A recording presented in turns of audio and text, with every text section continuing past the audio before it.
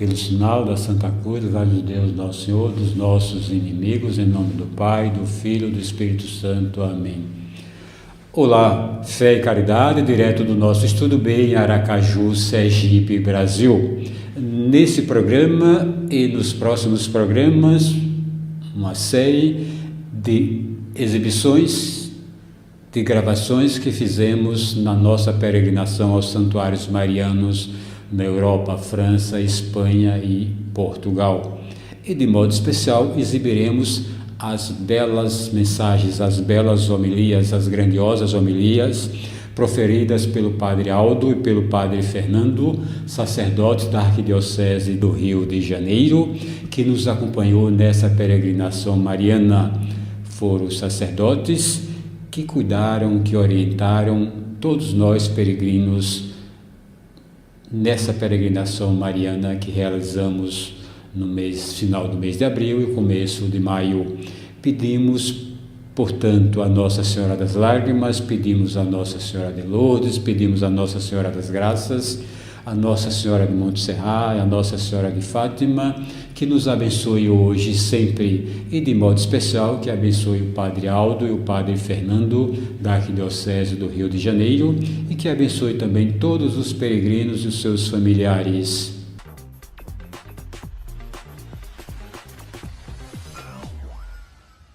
Meus irmãos e minhas irmãs, queridos peregrinos, hoje, 1º de maio, Dia do Trabalhador, dia dedicado a São José Operário, que recebeu a grande missão de se tornar o maior educador de todos os tempos. Maria é a maior educadora de todos os tempos, porque ela recebeu a missão de educar o próprio Filho de Deus. E José, pai adotivo de Jesus, se tornou também o maior educador de todos os tempos, porque de Deus recebeu a missão de educar o próprio Filho de Deus. Dizia há pouco tempo, falando sobre os cultos, falei que existia 3 cultos: o de latria, que é só Deus, que nós devemos prestar, que é o culto de adoração; o de dulia, que significa veneração, somente aos santos; do hiperdulia, a Nossa Senhora, porque é um culto especial. Hiper, acima de, lembrava para vocês, é um culto que está prestado a Nossa Senhora, que está acima de culto de veneração, que está acima dos demais cultos de veneração aos santos. E São José também tem um culto próprio dedicado a São José, que nós chamamos de protodulia ou sumadulia, né? Sumadulia ou protodulia é o culto atribuído a São José Operário. E que culto é esse? Né? É um culto que está acima do culto dos santos, mas abaixo do culto de veneração dedicado a Nossa Senhora, que é o hiperdulia. Né? Ou seja, porque a igreja presta também esse culto diferenciado a São José? Porque São José, ele se tornou o pai adotivo de Jesus. E hiperdulia, porque Nossa Senhora, ela se tornou a mãe, a Theotokos, né? A mãe de Deus, né? A mãe de Deus. Esse é um dos dogmas da nossa igreja, né? Maria, mãe de Deus. Então, hoje celebrando a festa de São José Operário, lembramos das virtudes que encontramos no coração deste homem. Um homem simples, carpinteiro, que se colocou na sua simplicidade para que a vontade de Deus também se cumprisse na sua vida. Para que através da via do silêncio, do caminho do silêncio, que sem entender nada, quando tomou conhecimento de que aquela que ele havia escolhido para se tornar a sua esposa e a mãe dos seus futuros filhos, agora estava grávida, ele não sabia como isso tinha acontecido, e resolveu, diz a palavra de Deus, abandonar Maria em silêncio, em segredo.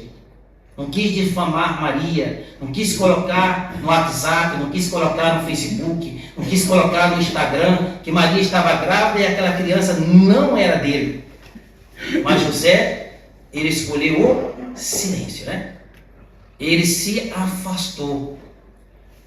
E com certeza se afastou para ouvir a voz de Deus, para calar a voz do seu coração, diante da inquietação do mistério da encarnação, incompreensível aos seus olhos.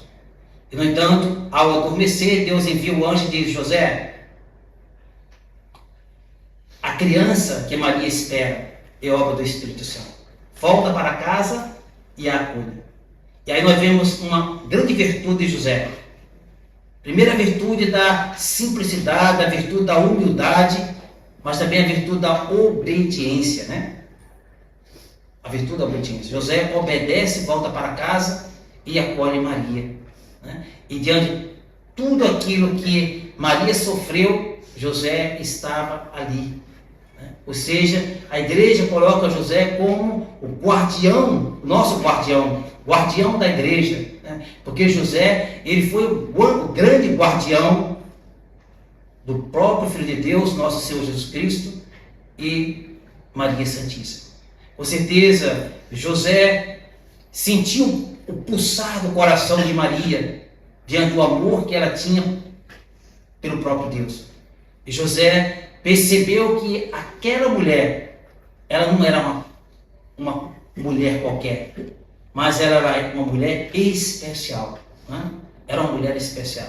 Era alguém que certamente tinha sido escolhida, preservada por Deus da mancha do pecado original. Ou seja, aquela mulher, ela só podia ser imaculada para que tamanho mistério pudesse se realizar, acontecesse em sua vida, né? E aí vem um outro dogma da igreja, que é o dogma da Imaculada Conceição, né? Dogma, verdade e fé, como falava agora há pouco tempo. É o dogma da Imaculada Conceição. Ou seja, Maria é aquela que permaneceu imaculada, sem a mancha do pecado original, né? Então, por isso que José tem essa sensibilidade de perceber que o coração de Maria é um coração diferenciado, né? E ele, como esposo, como pai adotivo de Jesus, com certeza cumpriu tão bem a sua missão, nos convidando também a assumirmos a nossa missão, a nossa paternidade. Os homens devem olhar sempre para José, para o exemplo de José, para as virtudes de José, e procurar colocar em prática no seu dia a dia, assim como as mulheres devem olhar para Maria e suas virtudes e colocar em prática no dia a dia, tendo Maria sempre como esse modelo perfeito, né? José como esse modelo perfeito de pai, Maria como esse modelo perfeito de mãe. E hoje nós estamos celebrando essa última missa aqui no santuário dedicado a Nossa Senhora de Lourdes, na casa da nossa mãe. Iniciamos a nossa peregrinação também na casa da Mãe das Graças, agora na casa da Mãe de Lourdes, né?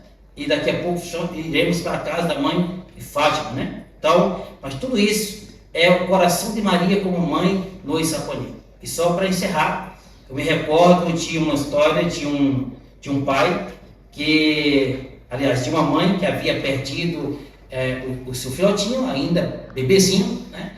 E, ela morreu de parto e ficou o bebezinho, e o pai ali ficou com a grande responsabilidade de cuidar daquela criança.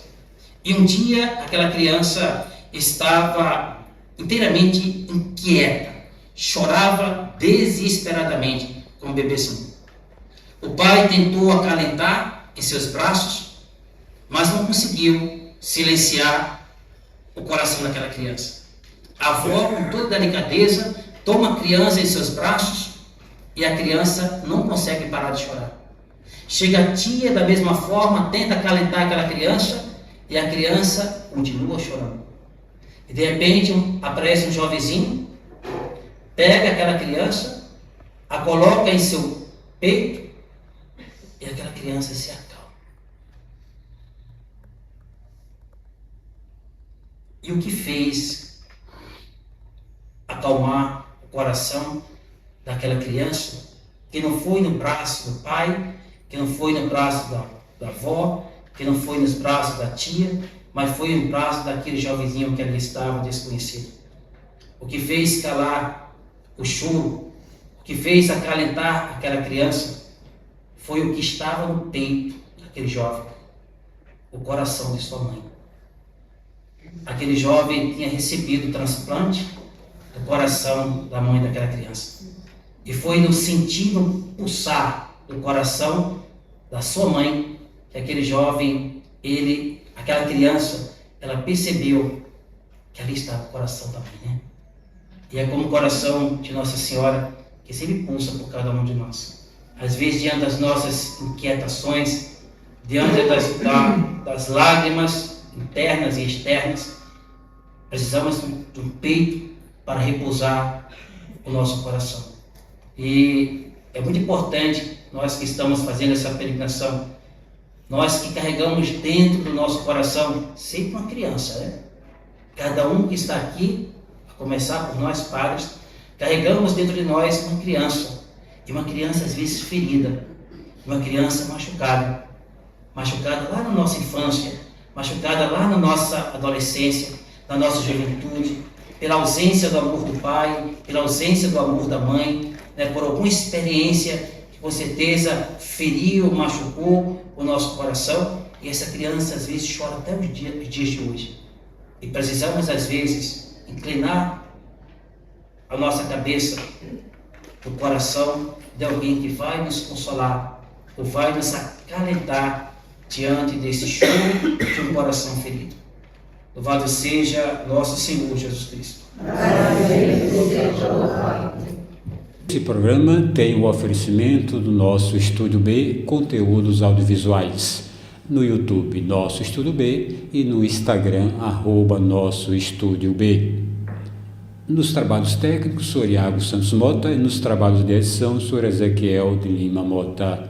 Por favor, curtam, comentem e compartilhem esses nossos trabalhos no YouTube e no Instagram. Até o nosso próximo programa. Em nome do Pai, do Filho e do Espírito Santo. Amém.